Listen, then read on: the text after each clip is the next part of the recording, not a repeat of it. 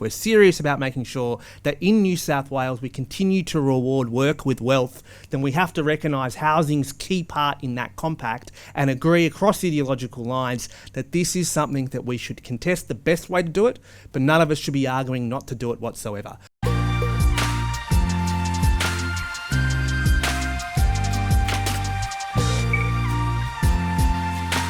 Hello there and welcome to the Centre for Independent Studies. It's lovely to have your company. My name, for those of you who don't know me, is Tom Switzer. I'm the Executive Director here at CIS.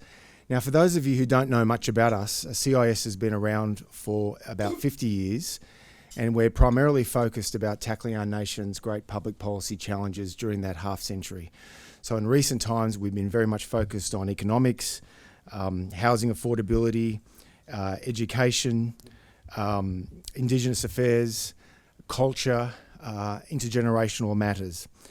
And during that period, over the last 50 years, we've hosted some terrific speakers, both internationally and domestically, including former Prime Ministers, Gough Whitlam, Tony Abbott, John Howard, Kevin Rudd, Julia Gillard. And although he's not a Labor Prime Minister, it brings me to our guest speaker this evening.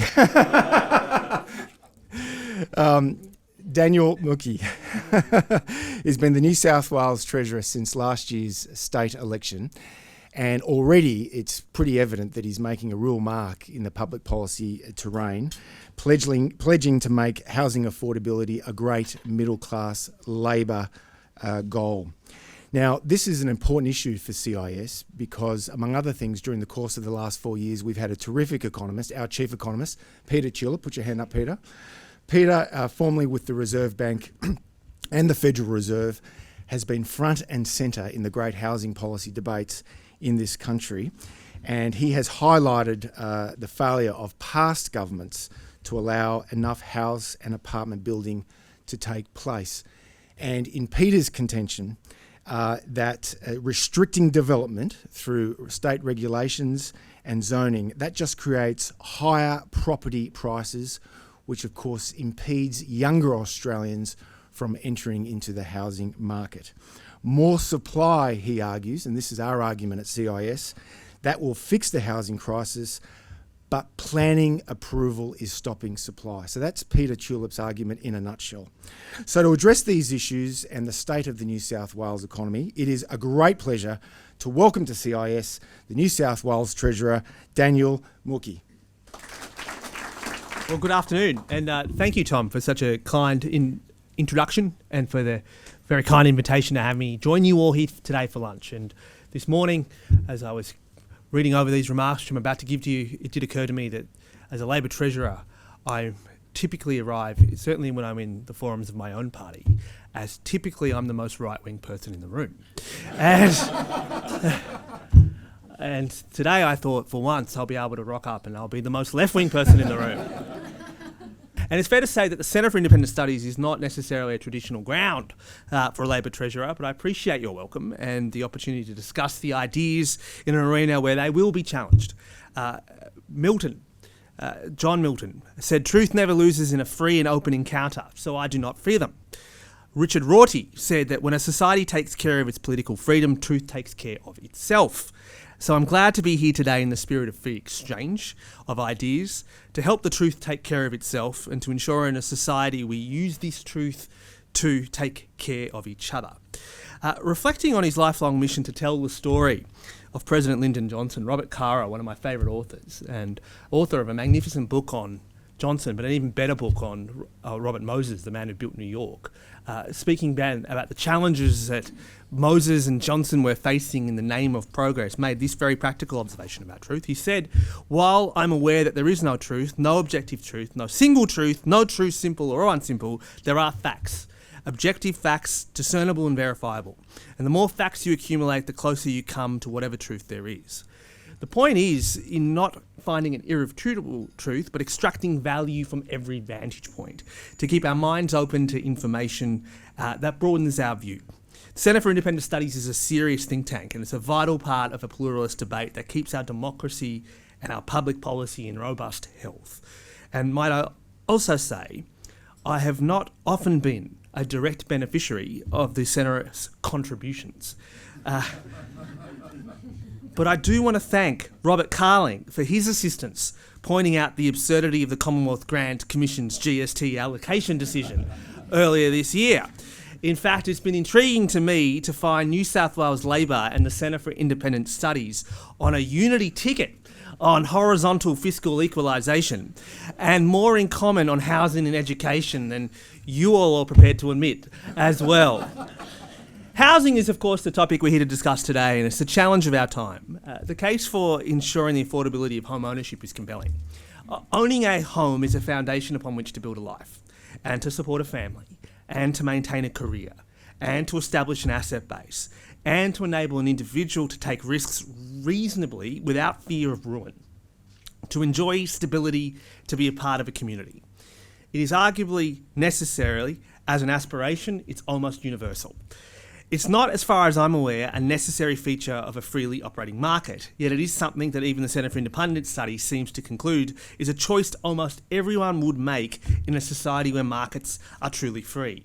And yet, home ownership is declining. When once young people could hope to save a deposit within a few years of working, they now find that timeline stretched out to 5 or to 6 years. The purchase price of homes has doubled relative to the median income. Households on average incomes can now afford only 13% of the homes that are sold each year. They are the facts, and almost everyone has an opinion about the cause and a corresponding theory of action to correct the cause. And here is where the New South Wales Government and the CIS find ourselves as unlikely companions. The work of Peter Tulip and others at CIS is forceful. Allow me to play you the compliment of restating your own case.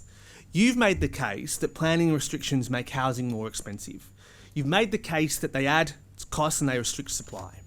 And this, as you put it, leads to homelessness, rental stress, long commutes, overcrowding, inequality, declining home ownership, slower family formation, the misallocation of labour, increased carbon emissions, and many other social problems. Speeding up and streamlining planning is desirable, but the priority reform is one that turns rejections into approvals. That is what your research is saying. Allowing supply to keep up with demand that will reduce prices. I want to note particularly 2 important points of the research, having read all of it. Efforts to increase supply at the individual local council level are insufficient. Local governments are, in an economic sense, a cartel, is the case that you're making, whose self-interest is to restrict supply and ensure the prices of current owners stays high. The interests of the whole community, which might notionally include potential members of a local area, are not reflected in elections limited to existing residents, assuming, of course, you get your nominations in. Peter makes several other conclusions which are attractive to me. His research concludes that planning is more important than factors like interest rates, immigration, taxes, or location premiums. And to be sure, these things interact.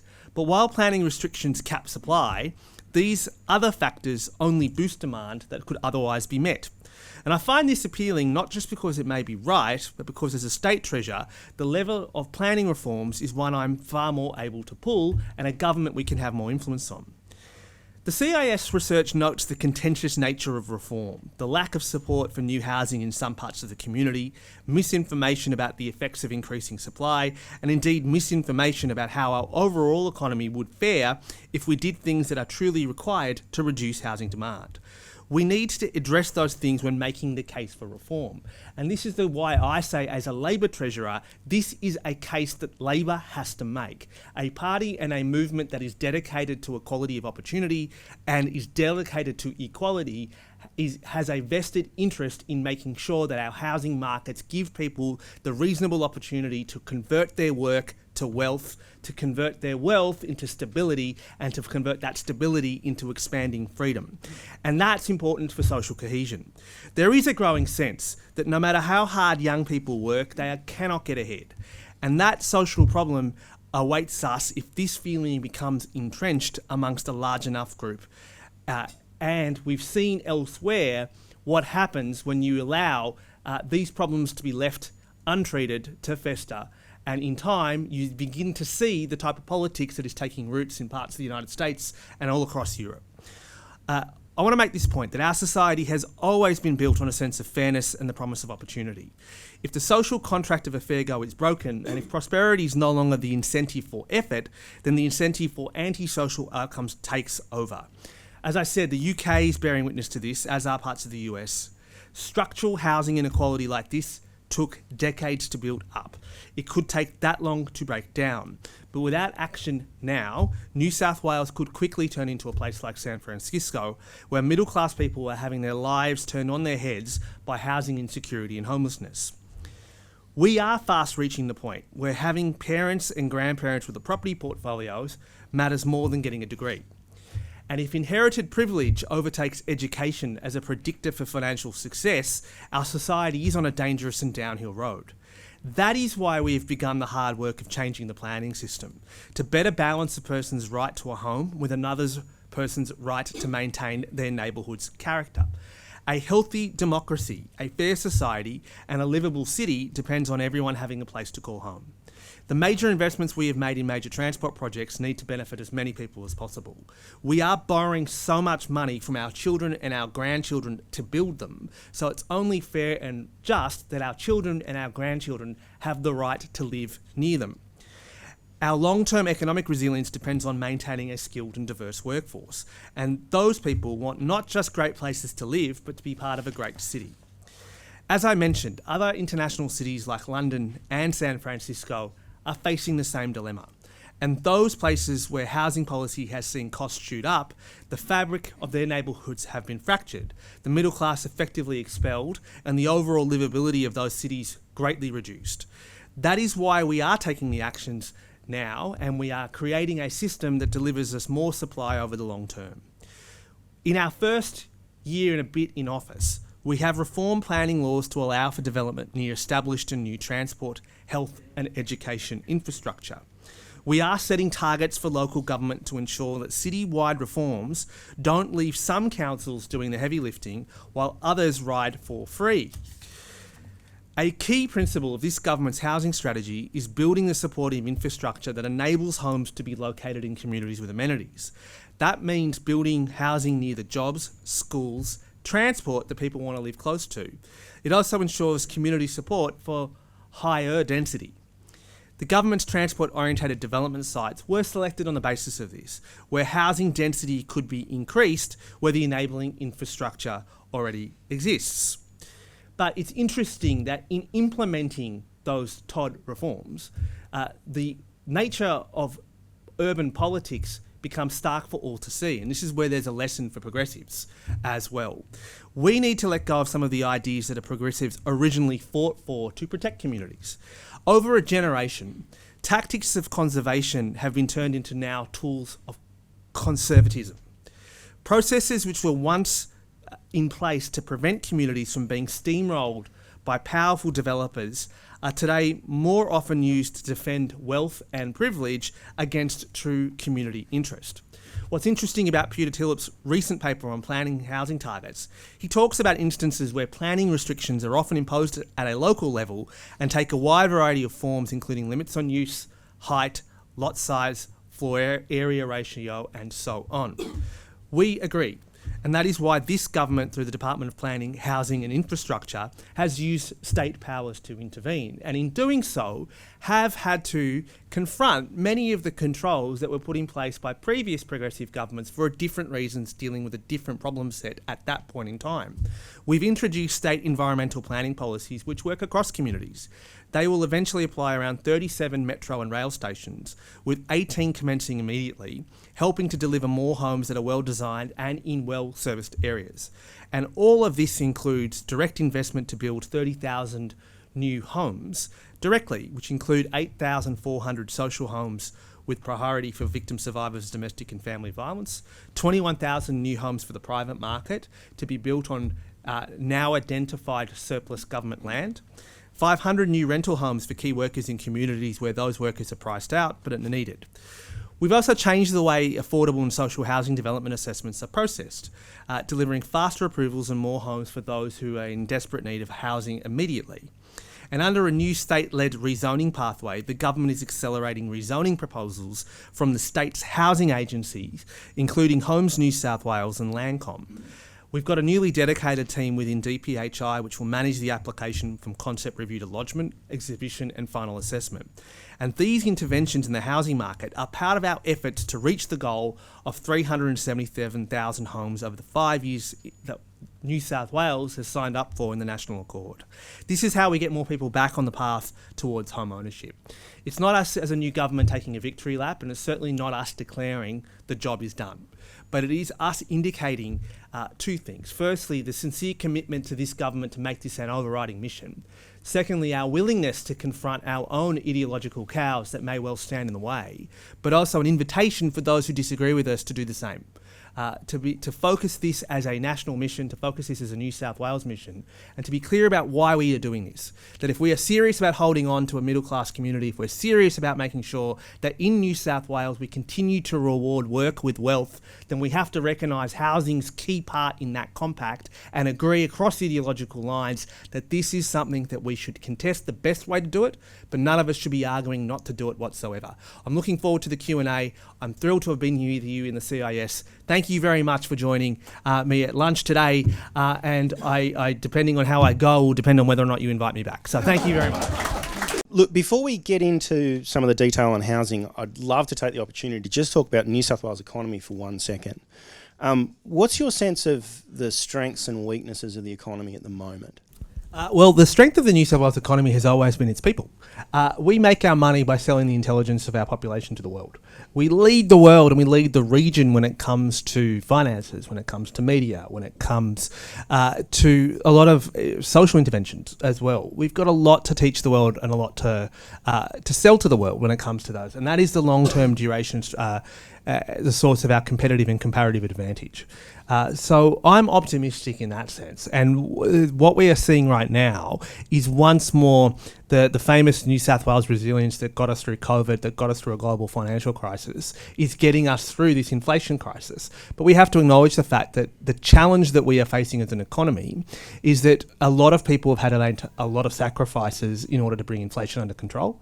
That's showing up in consumer spending. That is showing up as a result, therefore, in slightly lower business investment in some sectors.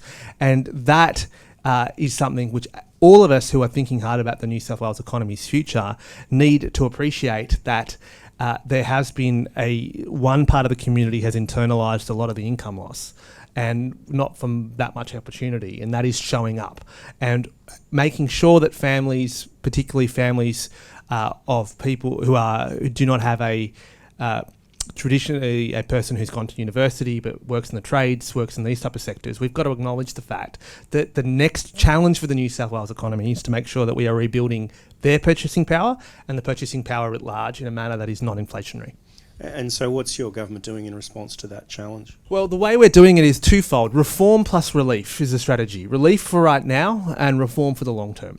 The relief component I'm happy to talk to you about, but particularly I'd point you to a few things we've done. Firstly, for people who are particularly heavily on road users, we've introduced a $60 a week toll cap, which is making a difference rolling out.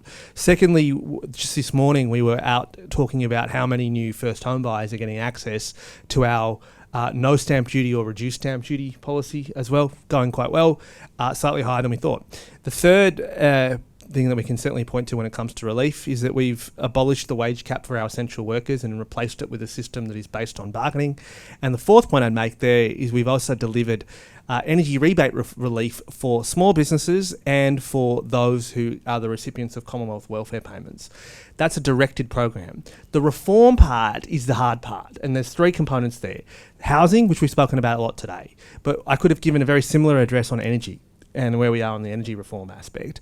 And the third aspect of reform, which I would point to you, is to do with a lot of the arrangements we inherited to do with how toll roads are worked, we're working on as well. And that is the core of our strategy as a state government, where we are taking a leadership role as we of course support the other governments and the Reserve Bank in their broad task of bringing inflation under control. And just quickly before we move back to housing on GST issue, obviously, you were very vocal in your complaints about the GST carve-up. I think There's been a number of complaints, not just from New South Wales, about how some of those arrangements have worked, the special arrangements that were given to WA, the variability of some other issues. Can you just sort of give us a very quick sense of where things now stand in relation to the issues around the GST? So the GST allocation between the states is absurd and irrational, and will remain absurd and irrational no matter the swings and roundabouts that come each way. And it's absurd because you could not explain this system to any person reasonably, and even if you could, you wouldn't reach the conclusion that it's a reasonable system. For example, it turns out people may... I strongly encourage people to visit Coffs Harbour. It's a great place.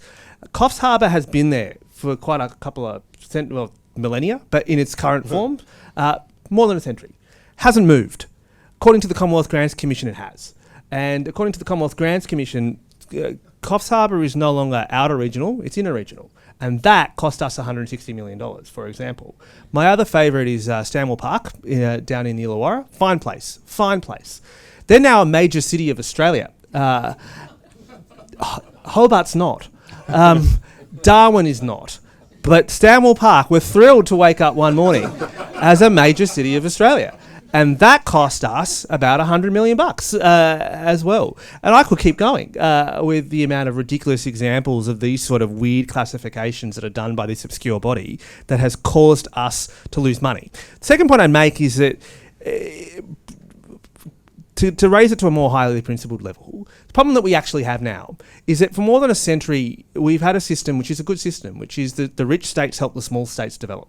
That's why New South Wales and Victoria have always traditionally carried the other states. And we've always been, no matter what system's been in place, but certainly the GST, we're what's called donor states, which is we donate money to the other states. Back in when the GST was introduced, New South Wales would donate 5 cents out of every dollar to the other states. And Victoria would donate about 3. And that sort of relative ratio has kept the way. This year, we are donating 16 cents. Victoria is donating 4. And over the course of our forward estimates, we think New South Wales's share will drop to as low as 79 cents in the dollar. Step one back, why? The reason has always been that states with mining resources should share the wealth with others. Good principle. Because let's be honest, just because the borders are in a certain way doesn't mean that there's any particular rhyme or reason for why New South Wales has coal and why WA has iron ore, for example. We now have a system where when New South Wales and Queensland get a coal boom, we share it. And that's what's happened. What's happened in this year's GST allocation is basically the Commonwealth Grants Commission has gone, New South Wales and Queensland, those coal prices you got just after Russia invaded Ukraine, you can expect to hold on to them. Not true, and therefore share. Victoria doesn't have any coal, fair enough. The problem we've now got is that happens for coal. It doesn't happen for iron ore. And every time WA gets an iron ore boom, which is constant now, they get to keep most of it. And therefore, they're not having to meet the same obligation that New South Wales is. And my basic point is that it's a good thing that New South Wales has, for more than a century, has funded WA's development. Now WA can also assist us fund everybody else's. And I think one of Robert's points on this has also been that the way that the system is set up now is it discourages states from undertaking economic development and reform, because not only do you have the cost of the reform, but you also lose GST revenue when your economy picks up. That's also true. And I make the point that the GST allocation system prior to the Morrison government interventions did test every state's capacity to get GST relative to how well they're using their own tax powers. Which is the euphemistic way of saying that the Commonwealth Grants Commission now says that states that aren't prepared to raise taxes will lose GST. And I'm not arguing for or against tax rises, but I'm saying that's a core criteria, and that's a core reason why New South Wales had money taken off us, because there was a sense, according to the Commonwealth Grants Commission, that we should be taxing people's land more like Victoria. if you want someone to advocate against tax rises, I know a few people who might. I feel like the CIS that is a job. place to come. But anyway, Exactly. Look, let's get specifically into housing, because I think we broadly agree with you. It's one of the biggest challenges facing New South Wales and Australia at the moment. It's looking increasingly unlikely, or at least certainly very difficult, for the federal government to reach its sort of $1.2 million home target. What, from a state government perspective, what should the federal government be doing to enable the development of more homes? yeah, I mean, I think that the federal government is right to sign the nation up to an aggressive target of 1.2 million. They're right to introduce accountability between jurisdictions, and they were right to put on the table incentive payments for the states. Where they were wrong was how they structured those incentive payments. So the way in which they've structured those particular incentive payments won't see any state get access to any of that money for 5 years, if any state gets access whatsoever. And that's a problem, because if they were prepared to work out a more sensible way of perhaps giving 50% of the incentives to start and then 50% at the end, we could take that money and put it into parks, into streetlights, into water infrastructure, and all the light that's required to actually build homes. That's the first point I'd make at a very specific level. The second thing I think that the nation's going to is confronting is that in terms of expanding housing supply, there's a triangle that I've always thought about it as. There's the planning system and the approval, the administrative part of the dimensions. There's the financing part, and then there's the construction or market conditions part. Right now, arguably for a long time, neither of three has been set to support housing supply growth. Here in New South Wales, we have done more than any other state to get the administrative system working. But the challenge still remains in terms of interest rates and on the finance side, and cost conditions on the construction side. And we've typically only gotten two of the three things right at the same point in time. We need to get all three right as a nation for that to go ahead, which is why I do think that the Federal Treasurer and the others are right to focus on reducing inflation, to reduce interest rates. You can debate how well they're doing that, and you can debate whether they should be doing more of it or less of it, but it's very good that that has been the central focus of their budget strategies. And secondly, we do need to ensure that when we're thinking about especially our migration program, we're orientating the skilled labour we need towards housing construction, and we're recognising that as something that should have privilege in terms of the federal government's immigration policy, to make sure that we are bringing in the electricians and the plumbers and the roofers and the tilers that we need to build new homes. And I'll just make the point that those who are arguing to bring the immigration program to a stop need to explain how they would therefore meet that challenge. It's a very good point. Just in terms of that federal government target, New South Wales has a fairly significant proportion of those houses. I think it's just under 400,000 or thereabouts. There are a number of councils, and you could probably identify them on your fingers, that are standing pretty clearly in the way of that, who have, in response to your transport. Would you like me to name them? Please, I'd be happy for you to do so, including the one where I currently reside, whose housing target I think is 0. New South Wales governments have probably got what you might describe as a checkered history of taking on the local councils. They haven't had a lot of success in recent years around amalgamations and other things. Does the government have the stomach for this fight, and what are you going to do in response to the councils that say our share of development will be 0? Well, the first thing I can say that I'm proud to say, I should stop making jokes about this soon, but let me get one more in. The first thing I can announce about what the Labor Party's plan is to do this is, firstly, we're nominating for local government. It's the last joke, I promise. But no, quite seriously, that is, I'd make this point, right? You're quite right to say that there's no doubt that there's lots of local governments, teams, that always will campaign or incentivise to campaign on a please build it in someone else's backyard, not mine. And that policy and that politics, everyone's engaged in it. We're no different, and we're not innocent of that either. First point, I should just admit that. The second point I'd make is that we would also just point to the fact that lots of local governments have used this to transform their areas. People should visit Blacktown.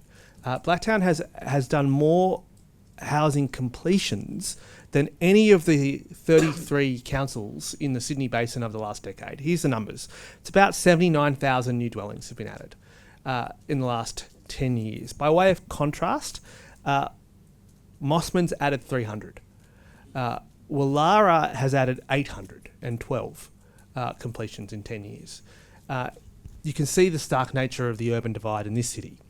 The other point I'd just make is look to Parramatta, where you had a council that has for the last decade been under both Liberal control and Labor control, but has seen the opportunity of this reform to bring investment in to transform that city. And it is transformed. I grew up near Parramatta. It's just a stunningly different city than it was when I was growing up. And so I just make the point to those councils that there's nothing to fear from having more people living with you. And Ku-ring-gai is a great place. It's a great place to live. It's not threatened by the idea that there'll be slightly more people who live there. And so just in response to that, would you then, if those councils continue to resist, would you look at something like, for example, automatic penalties in legislation that would apply if they don't meet their targets? Like, there's plenty of carrot. I can see the carrot side of things. What's the stick look like? Well, it's a very good question. When we announced the first of the transport-orientated developments, it affected 13 of the councils, and 12 of them came to us and said, well, we accept the fact that you want to do the housing. We think there's a better way to do it. We want the opportunity to work out where to put the housing. And I should say that was both Labor councils, Liberal councils and independent councils came to that view. And we've reached agreement with them and put them on an accountability structure that means that they're in a position to say, for example, as Ryde Council wants to say, we don't want to do it in that part, we would like to do it here. Another good example is the Mayor of Burwood, who's made the point that you don't need to do it in a suburb like Haberfield. You can do it closer to the Burwood CBD. Fair enough. That's a good opportunity for us to engage in a meaningful conversation with local government and reach agreement. But the one council that didn't want to come to the table is Ku-ring-gai Council, and rather than come to the table, they decided to sue. And fair enough, that they can answer to their constituents as to whether that is a wise use of their funds and what their prospects of success are. But the government made the point that in the event that you're not going to do it, we will have triggered the new planning controls and we have intervened. And we've made it clear that that is the approach that we've adopted and we intend to adopt. Now, there's a lot of work to be done in terms of the actual sheer labour that's required to turn applications into approvals or rejections, for which we are working with local government to ensure that they have access to the planners and they have access to the water experts and the road experts. And we have a lot more work to do there to make sure that actually we are resourcing this work. Government's going to have a bit more to say about this, about what we're doing with the planning department ourselves and some of the additional steps we're prepared to take with local government to ensure that we're actually getting delivery. I should also just make the point that local government have right to make the point to us that often the issue is, frankly, water utilities, roads. And we as a government need to do a lot better job at getting water utilities, roads lined up with planning approvals. And we're going to have a bit more to say about that too. Terrific. I want to ask two questions and I'm going to open up to the floor because I know there's a lot of people here who are keen to ask some questions of you and I don't want to monopolise all the time. One of the phrases that really stuck out to me in your speech was you used the tools of conservatism. How much is that, do you mean by that, the heritage process? And the extent to which some of the councils, particularly around the CBD, have effectively mothballed massive proportions of their usable, developable land under heritage protection. So, in and around Sydney, it's 65 to 70%. It's not just things that people would consider to be actual heritage. It's things like in Melbourne, there's a brutalist car park that is now a heritage listed car park, so it can't be turned into anything other than a car park. What's your view of the conservatism of heritage? Well, I'll answer that in two respects. Firstly, it is interesting.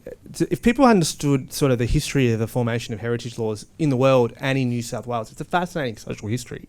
I did make mention of the fact that if people haven't read this, they should. The Power Broker, the terrific book by Robert Caro, which is should be on your bookshelf. It is the best book you'll ever read about urban planning in the world, by far, and one of the best political biographies, if not the best political biography ever written. It's about the man who built New York. He went from being the Parks Commissioner of New York to the most powerful person in New York. But you saw the very first heritage laws emerged as a result of the urban conflict that was taking place as he was building highways that were knocking down working class communities, and particularly communities of colour. And heritage laws were built to ensure that fundamentally that type of urban politics was mitigated and otherwise conflicts resolved. What we've seen in the years since, which is interesting, is how people who then effectively become the owners of property wealth then use these laws in often places to defend that. And I've got to make the point, that's a chronic problem in California here. It's fascinating to see some of those tactics that have been used in those jurisdictions begin to apply in Sydney.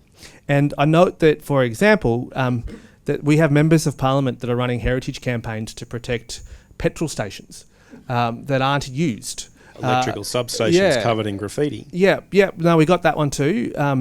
And I don't know what the heritage value is of a disused petrol station, but I don't think it's much, is my own view. I'll leave it to the heritage experts to work through whether or not there is. We probably shouldn't. I think that's the problem. But but that is a play. That's not what heritage law is there for there, and which is why my way of saying, as a progressive politician, then we have to call that behaviour out when we see it too. And we've got to make it clear that the heritage laws have a very important role in defending heritage, don't get me wrong. It's the reasons why we still have the rocks. It is the reason why we still have Glebe. And it's the reasons why we still have places like Erskineville and places like Newtown that are thriving places for our city. And so we shouldn't knock them, but we shouldn't therefore abuse them. And equally, I would make the point that for those who wouldn't describe themselves as progressive politicians, if we can agree that we want to preserve heritage, but we want to make sure that people have a right to a home, then that shouldn't be a tactic that's used by those with wealth to defend wealth. Terrific. Last one from me, so please raise your hand if you're ready to ask a question. I just want to talk a little bit about the human component of this, because I think there's two obvious examples of that's really worth mentioning. The first is actually relatively well known in this debate, and that's the effect that this has on young families and the inability to form families and have a home where you can raise a family. But the other one that's not mentioned a lot is the concept of ageing in place, and that's a big deal, particularly in the northern suburbs of Sydney, where the demographic is a lot older, but there is very little age-appropriate accommodation for people to age in place. So they're stuck in big homes. They can't sell that home because they're disincentivised from doing so.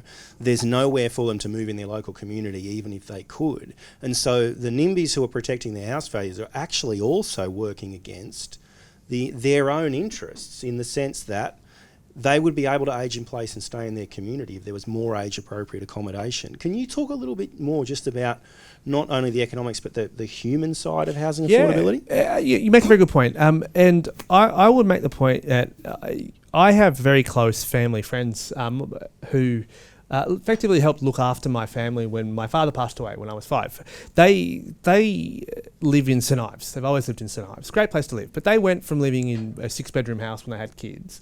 But they, like a lot of people, their parents, migrants, find themselves in a situation where they're having to care for a 90-plus-year-old person. So they made the decision to sell their house and buy 2 apartments next to each other, in which they were in a position to Inka Council to be able to provide, to set themselves up so their housing solutions supported where they were in their life cycle. But they made the point, they had to put for 5 years beforehand, they had to plan this. And it takes that long for that choice to be made available to them, which is taking one step away. What is noticeable about New South Wales and certainly Sydney is the absence of as much housing diversity that supports people to be in a better position to choose what is the right housing that supports where they are in their lives. And that's a real problem. Like, there are lots of people who would make a different housing choice if there was more of that type of product that is on the market. And so what we have basically done is create a system in which we have very narrow and to some degree very binary choices. And there's nothing wrong with them, but we can do better and we can do more. And that makes such a difference to people, particularly as more and more people are getting closer to retirement or have retired. Terrific. Open for questions. Going to start here with John, and then we'll go to my colleague Peter. I'm appalled at the fact that the CIS apparently overwhelmingly supports the sort of interesting policies that have been promulgated by the Treasurer, which I think are completely wrong in many respects. But a few they're points and questions, I guess. First of all, this idea that somehow everybody has the right to live in Sydney and ought to live in Sydney strikes me as odd. Also, the idea that somehow a Sydney of 5 or 10 million people is going to be inherently better than a city of 5 million is also odd. And if I look at the examples around the world that are often put forward, to me they don't make a lot of sense. San Francisco is often cited. Now, I spent a lot of time in the US, and I can assure you that homelessness existed in San Francisco well beyond a sudden explosion in real estate prices. And the real impact of real estate prices in San Francisco, if you had to look at one, has been the growth in Phoenix, in North Carolina, in Southern California, where other more affordable development of various sorts has occurred. And the idea that somehow also that culture and the new ideas are inherent only in very large cities is nonsense. Otherwise, Scandinavia would be bereft of both, which it's not. And Southern California would also be bereft because although you've got Los Angeles, everywhere else is a series of smaller, almost suburban settlements. And what seems to be now forgotten in New South Wales and indeed in Australia, but particularly in New South Wales, is the idea that you can have effective decentralisation. And that doesn't mean building everything over the bloody divide. It means using all the fantastic areas that we have along the coastline in New South Wales with effective infrastructure between them. And if one wants to see how that can work, look at Germany. The reason that Germany doesn't have any really huge cities is because you can live in any one of several major cities, which are between 1 and 2.5 million or thereabouts in size, and within a relatively short time be anywhere else in Germany. I think this whole idea that somehow Sydney has to be ever growing and ever available is simply wrong. Also, I don't think it's going to work. And a final illustration, I'd guess, is that I think Sydney has it's an international city now. It's a different city. And on that basis, those who are so keen on developing, for instance, within certain distance of metro stations or undergrounds, I often wonder what they'd do with Paris if you could build exactly the same sort of thing within 400 metres of every metro station in Paris. I don't think Paris would exist. Thanks for that, John. Thoughts on, I guess, international comparisons, really? Well, it's an interesting question. So I'd say two things about this. Firstly, you could adopt the position that you're arguing for right now, which is to say no more, and that's it. And that's where we should stay. And you would still be left with a city that is the second least affordable in the world, behind Hong Kong, and is the 873rd most dense. But then, it's alternative development is what's required. But I take your point about, in terms of your point about regions and decentralisation, I think the point would have merit, except for the fact that the housing crisis in regional New South Wales is actually arguably more severe than it is in Sydney, and that for a very different reason, which is you haven't had any sort of housing supply growth there for a long time. I'll tell this story. I was in Nyngan. Nyngan's a great place in the central west of New South Wales, and or the Western Plains is probably a better way of describing it. But right now, home to a lot of the state's energy future. But as a result, has a big influx of people who need to work and live in the area. Mayor of Nyngan makes this point. Nyngan in 1991, after the floods, had 1,500 houses. In 2020, has 1,500 houses. There's been no housing supply growth. And that's just not, it's the same story in Dubbo, it's the same story in Armidale, it's the same story in Newcastle, it's the same story in Wollongong. So I don't think that I accept the premise of your point, which is it's a binary choice. I make the point that all of New South Wales, Sydney, Wollongong, Newcastle, the North Coast, the South Coast, the Western Plains, the Central West, the Far West, are all suffering from housing shortage. And that is a challenge that we have to absorb. Final point I make is that I respect the fact that if people want to make the case that Sydney shouldn't change, they should.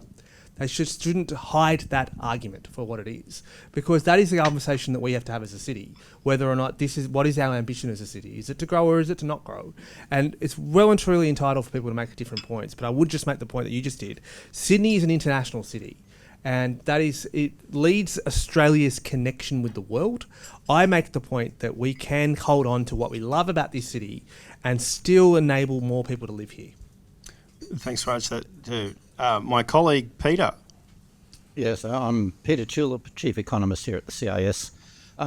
Treasurer, thank you very much for your generous comments about our research. It's always delightful to encounter a willing reader. Even more so, I'd like to thank you, though, for what the New South Wales Government is doing. That I think your diagnosis of the housing affordability crisis is very widely shared. We hear politicians from all the other states and in Canberra making a similar analysis, but what is different is New South Wales is actually doing something about it. And in my assessment, which I think is often shared, New South Wales is leading the country in addressing what is one of our biggest social problems. So thank you very much for that. I wanted to ask you if you could say a little bit more about water and sewerage. That this is, and this sounds arcane to some of you, but this is one of the biggest obstacles to increasing housing supply. That Edgecliff Station should be a Tier 1 transport-oriented development. It can't be because Sydney Water won't turn on the tap. Just in this morning's paper, there was talk about another 20,000 housing developments at Macquarie Park, and it can't go ahead because the water pipes aren't big enough. In UDIA estimate it only costs something like $6,000 per new dwelling to dig the trenches and put in the big pipes that's needed. And these are dwellings that in Edgecliff, for example, are going to sell for $2 or $3 million. There seems to be a massive imbalance between the costs of what's needed to facilitate this housing and the benefits. They're just enormous benefits for tiny costs. Can you say a little bit more as to why Sydney Water just isn't putting in the pipes? Again, so firstly, let me respond to your praise. Thanks. As well. I'm prepared to do a deal with you all. Right? Like, CIS doesn't need to go public with how much you agree with us, and we don't have to go public with how much we agree with you. We're happy to stay quiet on that front. The second point you make is about water, but let me take you the broader question about utilities. You're quite right to say that the cost of utilities does determine the affordability of the homes we build. The Productivity Commission released, the New South Wales Productivity Commission released some data last year to make that point in really stark terms. It made the point that for a hectare of new housing that is put into greenfield areas, particularly in Sydney's west, it works out to be the utilities charges, predominantly made up of water, but NBN, electricity, sewage, $74,000 a hectare. Same equivalent housing build closer to the Sydney, in say the Eastern District from Woollahra up, 17,000. It's a sixth the cost. And that's before you get to speed of delivery as well, which is part of the reasons why we made the point that a urban planning model that we inherited that was 70% greenfield, 30% infill was going to saddle households with incredibly high water bills. Because this is the other point of the debate that needs to be made, which is we recover the costs of new water infrastructure from people's bills. And we are right now in the process of working with IPART to determine how to recover effectively the previous government's greenfield costs. And that's going to have a big impact on household bills, which we're being honest about and we're warning people about, but we're also working through it. So that's the first point I would make. I'm not eager at a cost of living crisis to impose massive new costs on households. Same time we're asking households to pay for a new energy system, asking them to fund this is hard. So we're going to work through that at a level of detail. That's the first point. Second point is you're quite right to say that I think that there are changes that Sydney Water can make to be more responsive. And Sydney Water is responsive to government policy, it's fair to say. And we've made the point that the government's policy is changing and we need them to be responsive to that. And we are stepping up our engagement with Sydney Water in that respect. Just yesterday, I announced the incoming chair is going to be Niall Blair, the former deputy leader of the National Party, but a former minister for water, who's a very, very good public policy mind, who's very gratefully taken on this very big challenge. And so we're working with him and his team to begin making sure that Sydney Water is stepping up to the plate when it comes to water utilities and water infrastructure. I also flagged that there's some more announcements we need to do to make sure that water, transport, and the other enabling infrastructure is aligned. And we're going to be announcing some changes there in the future too, because we intend to keep going with our reform path. And so you highlighted there that the cost recovery comes from the customers. Is there any further thoughts to cost recovery from the development side? Well, Given we have. that you're unlocking potentially hundreds of millions of dollars of homes, it seems like that. Yep. So That's a my better predecessor, Matt Keane, reintroduced developer contributions for water infrastructure in 2022. And it was I think it was a wise decision that he made to reintroduce the concept of developer contributions. The development industry has certainly taken a view that is making projects harder to fund. And we will always be responsive to what we're hearing about market conditions, but the broad point is still the same. We expect developers are going to need to make a contribution, because if developers are not, households will have to, and we need to get the balance right. And so we'll stay in a respectful dialogue with them about that. But I do think that this is a decision that the previous government made, which was sensible. We just need to make sure it's sensibly applied. Terrific. Over here. Hi, I won't stand up. My name's Tiernan. I think it's quite heartening to me, as one of the younger members of the room, to hear you say that you're kind of this love up between the CIS, for example, and a Labor Treasurer, because personally, I feel like perhaps something like this being more public is perhaps in the public interest. I'll go on to elaborate, which is to say that on issues like this and several others, which I think everybody agrees are an issue, I feel like increasingly, and you can see it in the UK and the US, there's this partisan kind of warring. Everybody's fighting over their version of the right answer. How do you propose to avoid that on an issue that is fundamentally critical to our future? Firstly, as far as the love up goes, like every new relationship, you've got to date a few times before you go public. Let's not get ahead of ourselves. Secondly, I'd make the point that in terms of the partisanship or the bipartisanship or the multi-partisanship that's required, what I would observe what is interesting here is, firstly, in general, New South Wales has done bipartisanship better than Canberra. Particularly through COVID, particularly through the energy transition, we did. In fact, we, in the last parliament, worked with the previous government to not make, as we would put it, the perfect the enemy of the good when it comes to the energy transition. It's for you to decide whether or not you think that's in your interest or you agree with what we did. But I would make the point that we demonstrated as an opposition that we would work with the government on those type of challenges, which is the reasons why New South Wales is now welcoming so much private capital into our energy market to build the energy assets of the future. In respect, I think it's a good thing. I think it's very important for markets to have predictability and stability. And I think that you're right to say that the parties do need to work with what they agree on well. And we should be fighting over who's got the best solutions. But particularly when we agree that there is a common problem, we should at least work to implement the problem and to solve the problem. I can't speak for whether or not that the spirit of bipartisanship has continued on since there's been a change in government. I would make the point that when it comes to housing, just last week we, in the upper house, defeated the Liberal Party's attempt to stop the Todd developments altogether. And they did introduce legislation into the parliament to block them. And we then had to work with the other parties. And incidentally, every other party voted with us. One Nation on the right to the Greens on the left. And to allow this reform to continue, which I guess is my way of saying that ultimately in our democracy, it's fine for the parties to disagree. Ultimately, it's the people who will decide at elections. A lot of the changes we are implementing, we flagged and sought a mandate for, some of the tax changes especially. But in the next election, both sides are going to need to rock up to the next election with answers about the housing crisis. And we will go with our record, and we will go with our indication as to how we want to go into the future. And we will allow people to decide through the ballot box as to whose policies should prevail. Roger, the last question for you here, so high hopes. Thank you. Your remarks about Blacktown City Council reminded me, because I'm not a powerful property developer, but rather a hapless one.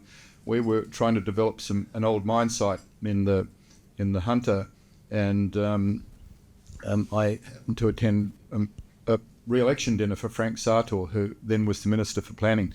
And Vince Sorrenti was the Master of Ceremonies, and Vince asked the audience if they knew the difference between the Blacktown City Council and the Nullarbor Plain. And the answer was that the Nullarbor Plain is not the least bit shady. But Blacktown has done very well since. You talked about the dilemma with local councils, and it seems to me that local councils really have got it all over the Singalua as a cartel, because they're a regulated cartel rather than an unregulated one, and they're regulated in a way that keeps them in power and entrenched and stuck in where they are. And my experience of councils is that it's not about talking about a council, because there's a difference between who the council staff and the councillors. And the problem is that when you come to an election, or even between elections, the councillors have got an incentive to stop development in their constituency because people don't like development in their backyard. So the council staff might vote for something or might recommend something, but the councillors oppose it. And I guess the question really is, what can you do to unlock this sort of Gordian knot whereby, political members of council, Liberal councillors accepted, are inclined to oppose development for what I call, parish pump politic reasons? Well, firstly, I'm obliged to defend the honour of Blacktown as a person who was born there. But I point to Blacktown, I point to other parts across Western Sydney, which again, I must make the point, they saw this as an opportunity to transform their communities. And that was the mentality that their councils and councillors brought to the task. Same thing was in Campbelltown, with the mayor of Campbelltown. I think he was elected as a Liberal, ended up as an independent, and is now retiring. He's a PhD in planning. And he saw the same opportunity as well. And I make the point, Parramatta was for many years in the last decade led by the Liberal Party at a council level. And they also saw the opportunity to transform, which is my way of saying there's no rhyme or reason as to why this needs to be political, because like every change, it presents both opportunities and it comes with risks. And you as politicians need to decide which ones you wish to take on. The broader point I make about your point about council politics, firstly, as a politician, who am I to judge? And secondly, I just make the point, though, that I do think that the public mood has changed on this. I think that Peter makes the point that the New South Wales government's done a lot of planning reforms.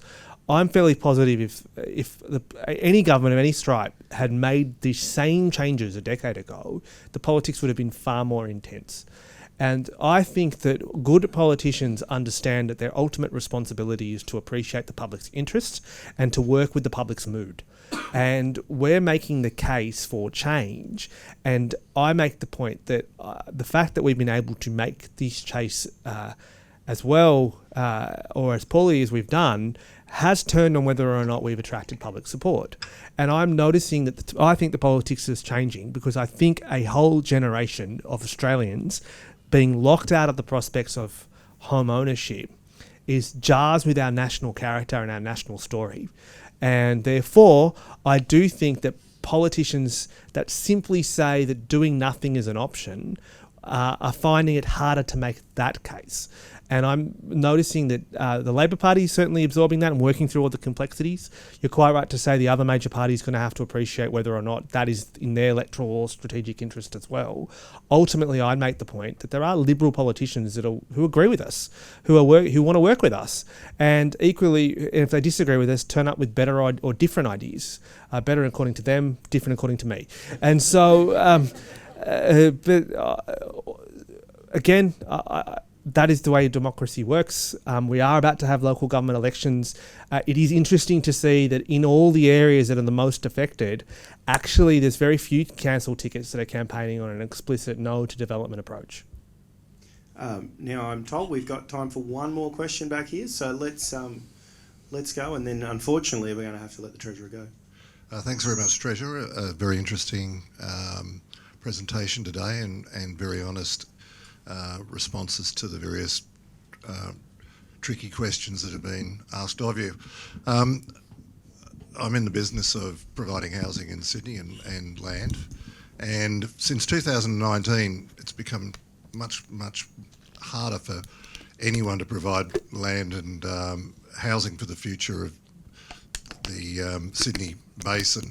And partially that's due to COVID, and partially that's due to massive shortages of qualified people who work for councils, Sydney Water, Energy Australia, Endeavour Energy, whoever you want. There's a dramatic shortage of people who are in the business of being able to provide land and housing. And I don't know what the government's going to do about that at New South Wales level, because it's a federal issue, and it involves a lot of skill migration, but it also involves getting people out of the private sector and back into councils again, because so many of the people who worked in local governments and worked in the permitting areas got absorbed into the private sector and just left the whole planning system and development system as a mess, because basically to get a development application through anywhere in Sydney takes about twice as long as it used to, all the way up through to having to deal with the LRS, who was a private group that took over from the Lands Department, who were able to actually give you a registration in about 3 weeks. Now it takes 6, 7, 8 weeks even for the state government, since it was privatised.